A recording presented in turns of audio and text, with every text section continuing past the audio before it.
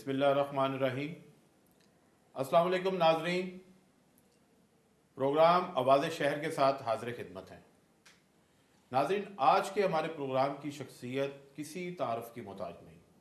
Mumtaz scholar, मुसन्निफ़, साबिक़ senator और पाकिस्तान के सियासी और दीगर सिनेरियोज़ के ऊपर एक गहरी नज़र रखने वाली शख्सियत अल्लामा अब्बास कुमैली साहब।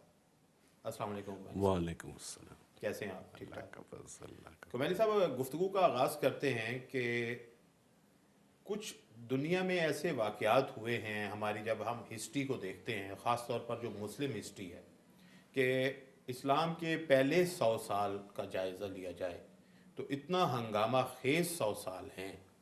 नबी करीम सल्लल्लाहु अलैहि वसल्लम के इस दुनिया से जाने के बाद उनके, और फिर खिलाफत राशिदा का दौर, और फिर उसके बाद के जो 50 साल, और उसी 100 साल में जो वाक़यात हुए हैं वो आज 1400 साल गुज़रने के बाद उसी तरह उनके असरात नुमायाँ हैं।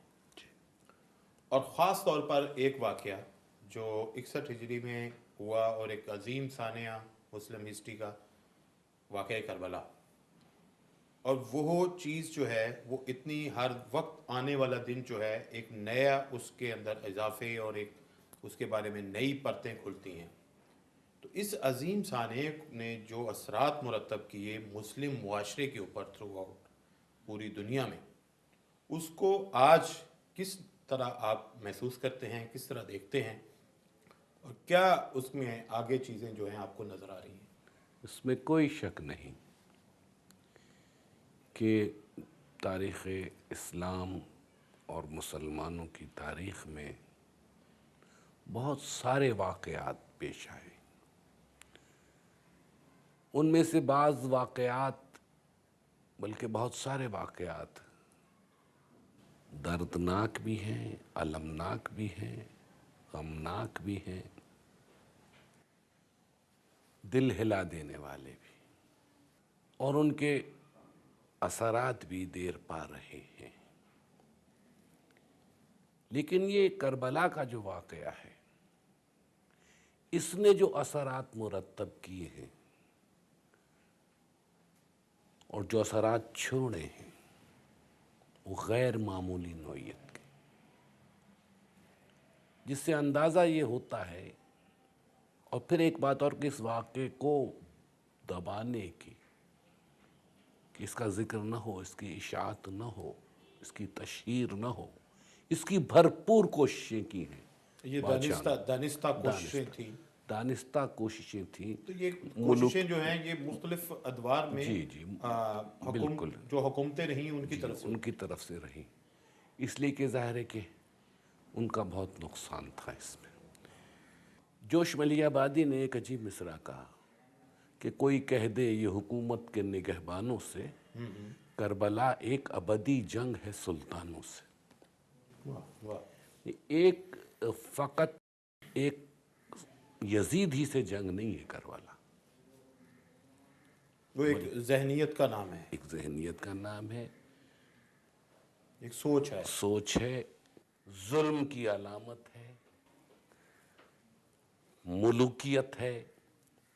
तो अब ज़ाहिर है कि यजीद ख़त्म हो गया फ़ौरन करबला में नहीं, बल्कि एक 2 साल बाद, लेकिन वो सिलसिला तो जारी रहा ना यानी कि मुलूकियत का। वो जो यजीदियत जिसे हम जी कहते जी, हैं, वो सोच जो है वो सोच वो साथ साथ चलती आ रही, और हुसैनियत का जो था वो सिलसिला जो है वो उसको दबाने की भी कोशिश जारी रही। बिल्कुल। अच्छा, ये कोशिश जो है इसको भी ज़रा थोड़ा साथ बताइएगा। ये कोशिश जो है वो मुस्लिम मुआशरों में मुस्लिम हुक्मरानों की तरफ से रही? बिल्कुल भाई, देखिए ना, गैर मुस्लिम को तो इससे कोई फ़र्क नहीं पड़ रहा था। असल में मुलूकियत जो थी इस्लाम के नाम पर कायम हुई, ठीक है। और जो जुल्म हुआ वो भी इस्लाम के नाम पर हुआ, जो जंग हुई वो भी इस्लाम के नाम पर हुई। तो इस्लाम को जो आज भी हम समझते हैं कि एक अपने मकासद के लिए, सियासी मकासद के लिए इस्तेमाल करने का है रुझान मुस्लिम ममालिक के अंदर, तो वो स्टार्ट जो है वो पहली सदी हिजरी से ही शुरू हो गया। वो एक पहले 100 साल में ही उसकी बुनियाद। बल्कि मैं यूँ कहूँगा कि इस्लाम کی اشاعت جیسے شروع ہوئی، تبلیغ پیغمبر اسلام نے شروع کی، تو بڑی مخالفتیں ہوئیں، بڑی مزاحمتیں ہوئیں، بہت روڑے اٹکائے گئے، بے انتہا آپ مکی زندگی میں ستائے گئے، یہاں تک کہ آپ ہجرت کرنے پر مجبور کیے گئے۔ اور اس کے بعد جب ہجرت کر کے مکے سے مدینہ چلے گئے اور مدینے میں اسلامی ریاست بھی قائم ہو گئی، تب وہی مکے کے دشمنوں نے پے در پے مدینے پہ اٹیکس کیے۔ ٹھیک ہے۔ یہ عجیب بات ہے کہ جب اور پے در پہ انہوں نے جنگیں لڑی اور ہر جنگ میں انہوں نے نقصان اٹھایا، اور سب سے زیادہ جو نقصان ان کو خاص طور پہ بنو امیہ کو بدر کے میدان میں ہوا۔ ان کے سارے سرکردہ جو رہنما تھے وہ مارے گئے۔ وہ مارے گئے، لیکن ہمت نہیں ہاری، پے در پہ انہوں نے بدلہ لینے کی ٹھان لی اور چراغ اسلام کو گل کرنے کی، لیکن ہر کوشش میں وہ ناکام رہے۔ پھر انہوں نے اور دشمنوں کو بھی ملا لیا اپنے ساتھ، یہود کو بھی ملا لیا، دیگر قبائل کو بھی۔ بالآخر اسلام کو اللہ کی تائید حاصل تھی، پیغمبر اسلام کو خاص کرم تھا اللہ کا، نصرت شامل حال رہی ہر میدان جنگ میں۔ یہ بنو امیہ اور دشمنان اسلام بالخصوص جن کا تعلق مکے سے تھا، وہ فتح مکہ کے موقع پر سرنڈر کرنے پر مجبور ہوئے۔ اسے آپ فال آف مکہ کہیں کہ ٹھیک ہے۔ فتح مکہ، کیونکہ بلڈ لیس ہے ریولیوشن، لیکن they were forced to surrender۔ انہوں نے دیکھ لیا کہ اب چارہ ہی نہیں ہے کوئی اور، there is no way out، اب مقابلے کی سکت بھی نہیں ہے، وہ ایک پولیٹیکل سروائیول اس میں نظر آیا کہ اب ساتھ بیٹھ جاؤ۔ اور ساتھ ہی انہوں نے اسلام بھی قبول کر لیا، اسلام کا لبادہ بھی اوڑھ لیا۔ تو آپ سوچ سکتے ہیں کہ جنہوں نے ساری زندگی جو ہے وہ ایک عرصہ مخالفت میں گزارا ہو، جنگیں لڑی ہوں، جانی اور مالی نقصانات اٹھائے ہوں، وہ اچانک تو اپنی فکر نہیں بدل سکتے، ذہن نہیں بدل سکتے۔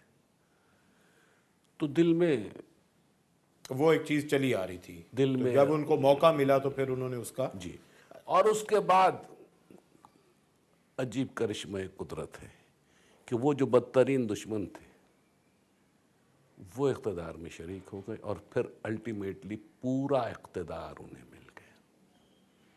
اب سیاہ و سفید کے وہ مالک ہو گئے۔ اب وہ اسلام تو چھوڑ نہیں سکتے تھے، وہ ایک بن گیا تھا ان کا۔ اس لیے کہ اب ریاست جو ہے وہ اسلام کے نام پر ہے، ٹھیک ہے۔ لیکن دل تو اسلام کو قبول نہیں کرتا تھا، دل میں تو کدورتیں تھیں۔ تو اب منصوبہ یہ تھا کہ ایک طرف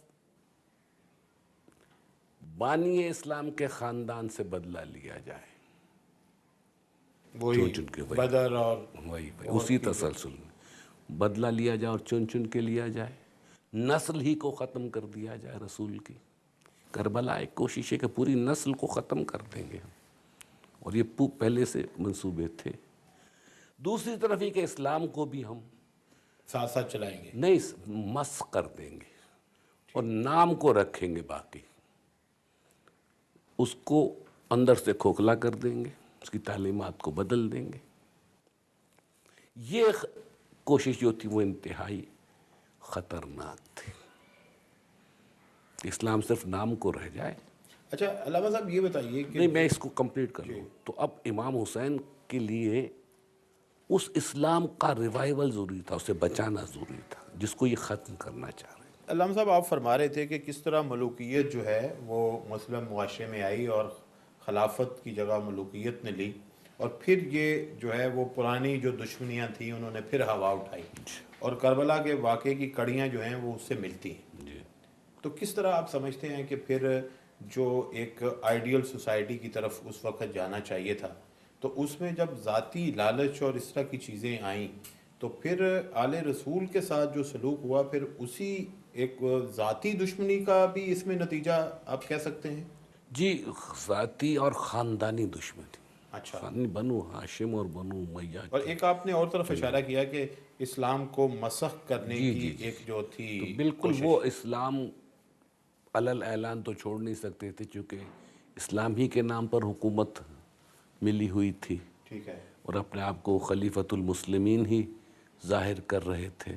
اچھا، جو اس وقت کا سینیریو تھا اگر آپ اس کو ایک ریکال کرتے ہیں، اور پورا عرب کا جو معاشرہ تھا، تو اس میں جو نمایاں شخصیات تھیں اس میں ان کے ساتھ جو ہے وہ اس وقت کی حکومت جو ہے وہ اپنا ہم نوا بنانے کی کوشش کر رہی تھی. تو کیا یہ بہت زیادہ کس لیول پہ وہ آپ سمجھ رہے تھے کہ جب امام حسین علیہ السلام جو ہیں وہ ایک مدینے میں تشریف فرما تھے اور وہیں پہ اپنی زندگی گزار رہے تھے، تو انہوں نے کیوں چاہا اتنا فورسفلی کہ امام سے بیعت لی جائے؟ وہ فورسفلی اسی لیے چاہا کہ وہ چاہتے تھے کہ اسلام کو جو مس کر رہے تھے، اور بلکہ یزید کا تو پلان ہی یہی تھا کہ ٹوٹلی ختم کر دیں، لیکن وہ جانتا تھا اس راہ میں حائل امام حسین ہو سکتے ہیں یا اور دیگر کچھ اصحاب بھی تھے رسول کے، ان سے لہذا بیعت لینا ضروری سمجھا اس نے. اوتھینٹسٹی دینے کے لیے، اوتھینٹسٹی، بالکل، تاکہ اسے کہ اس اوتھینٹسٹی کی مل جائے. حکومت کی اوتھینٹسٹی اسی ہے کہ اگر اس لیول کے لوگ اس کی اور حمایت دوسری ایک بات یہ کہ اپنی حکومت کو لیگلائز کرنا چاہتا تھا، جو نو وے لیگل نہیں تھی.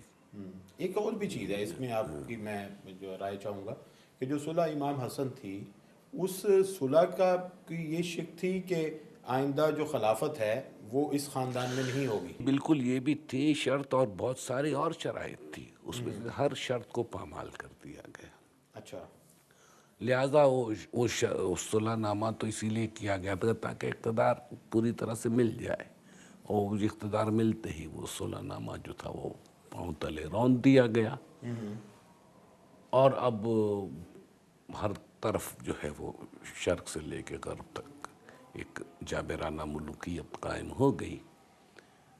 اور پلان وہی تھا کہ رسول کی نسل کو بھی ختم کرنا ہے، اسلام کو بھی پہلے تو مسخ اور بعد میں یزید تو ٹوٹلی اس کو ختم کرنا چاہتا، بلکہ اس نے یہاں تک کہہ دیا لیبت ہاشم بالملک فلا ملک جاء ولا وحی نزل.